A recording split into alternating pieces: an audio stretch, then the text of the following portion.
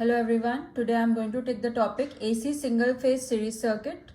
In this we are going to discuss purely resistive circuit, purely inductive circuit and pure capacitive circuit. Let's see that, what does it mean? Firstly, let's see what is purely resistive circuit. So for that, consider a pure resistance connected with a single phase AC source in series. Hence, when the current flowing through the pure resistance, no back EMF is set up. Therefore, applied voltage has to overcome the ohmic drop of IR only. That is IR is equals to V. That means since there is a resistance, there will be only I square as power, I square R as power, and in this no other EMF is generated because it is a resistance, it's a pure resistance. Hence the current flowing through the circuit will be I is equals to V upon R, or if we talk about instantaneous current which we have taken as V max sin omega t, then my current instantaneous current will become V max upon R sin omega t, that is V max upon R is I max sin omega t. Now if the current will be maximum, because of its equation we can see sin omega t is maximum when it is sin pi by 2, that is 1. Hence when theta is equals to pi by 2, that is maximum. Hence maximum value can also be written as V max upon R. Hence the equation of I and V are as shown. Now the instantaneous current is this. Hence we can find the waveform. As you can see, the red waveform has smaller magnitude that because of V waveform.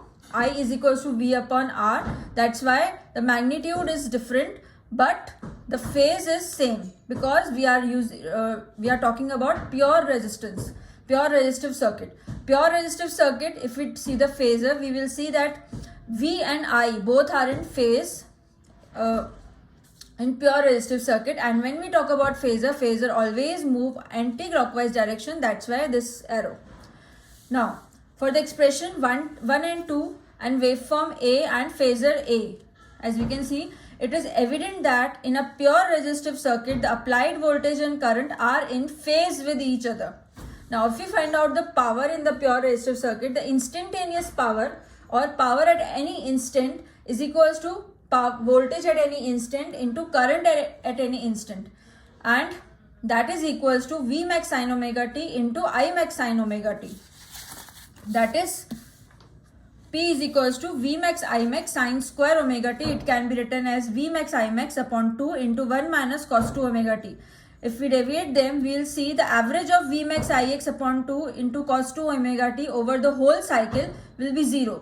Hence, if we find out the average power, it will come out to be V max I max. Term 1 will be the non-zero value and term 2 will be the zero value. Hence, the average value of power is equals to V max I max upon 2, and that came out to be Vm upon root 2 into Im upon root 2, and that is equals to V into I, capital V into I. Here capital V and I are the RMS values of voltage and current respectively, and power is the average power delivered to the circuit. If we see the waveform of power in our voltage and current waveforms, as we have discussed, V and I waveforms in purely resistive circuit are in phase. Also, the power waveform is only positive as it is V max I max sin square omega t. Hence, only positive value we can get, and we can this show also by a waveform. Thus, for purely resistive circuit, the power is not constant but always positive. Now let's talk about purely inductive circuit. In purely inductive circuit, as you can see, consider an inductive coil with zero resistance, that is a choke coil. An inductive coil with zero resistance is also known as a choke coil, connected in series with the AC circuit. As we can see, the AC circuit having an instantaneous value as Vm sin omega t plus 0 degree. What I have shown here 0 degree is that there is no phase difference in the voltage. Now, if we see, when AC is applied to the pure L, an EMF known as self-induced EMF is induced in the coil, which opposes the applied voltage. Hence, according to this, if we find out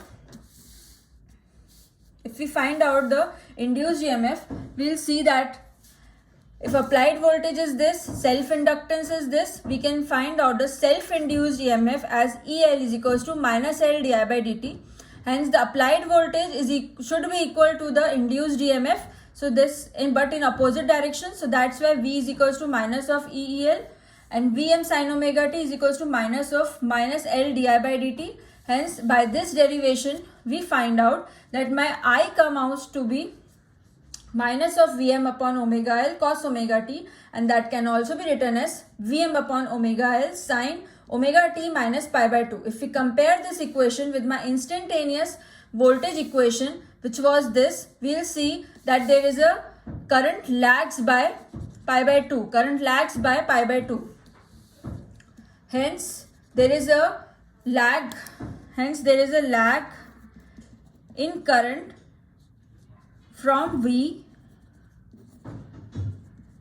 by theta is equals to pi by 2.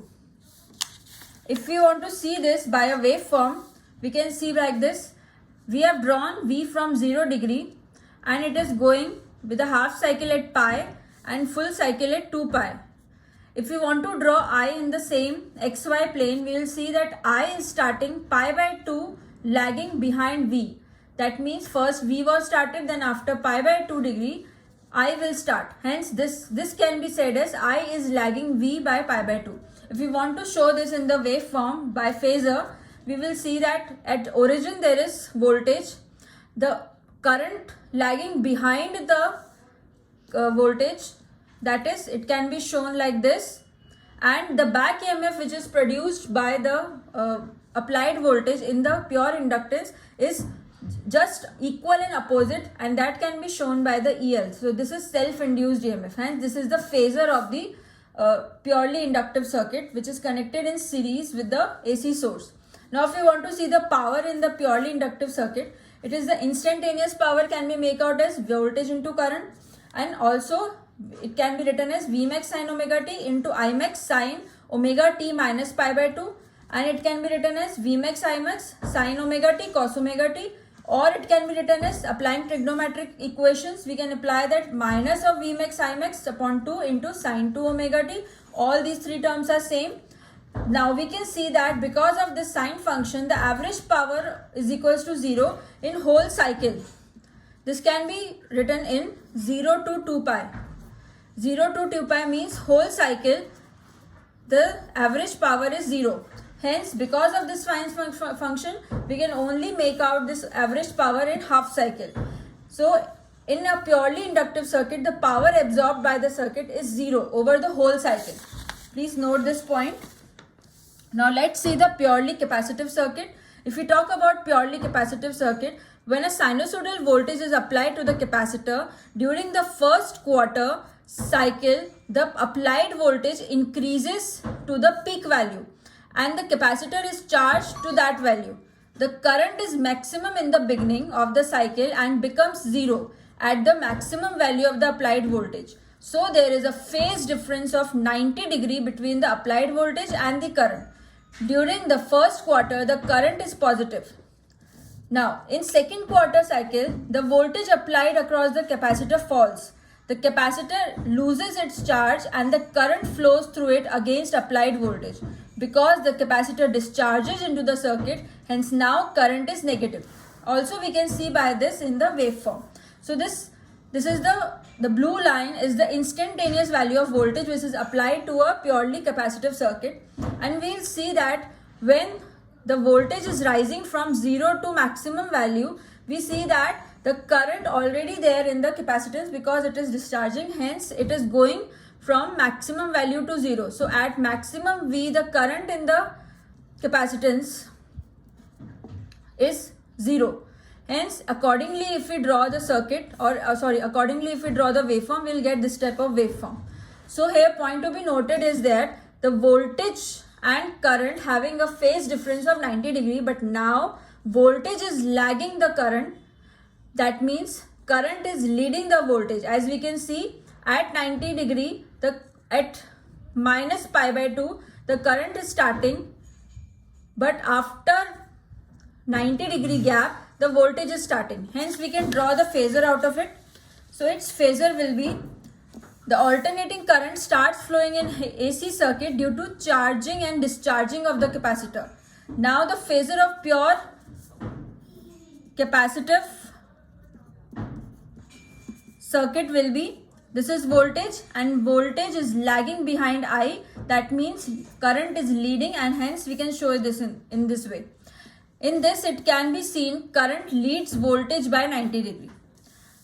So as we compare both of the phasors of capacitor and inductor, we see that opposite of current and voltage relation in inductive circuit. So in inductive circuit, this current was in just opposite direction. So if we want to find out the current waveform, that it will be, so for that consider a let V is equals to V max sin omega t applied across the capacitor C. Hence the capacitance will get charged by Q degree, that is Q is equals to CV max sin omega t. Now capacitive current is a rate of change of charge, so that's why I is equals to dq by dt, that is CV max d sin by dt.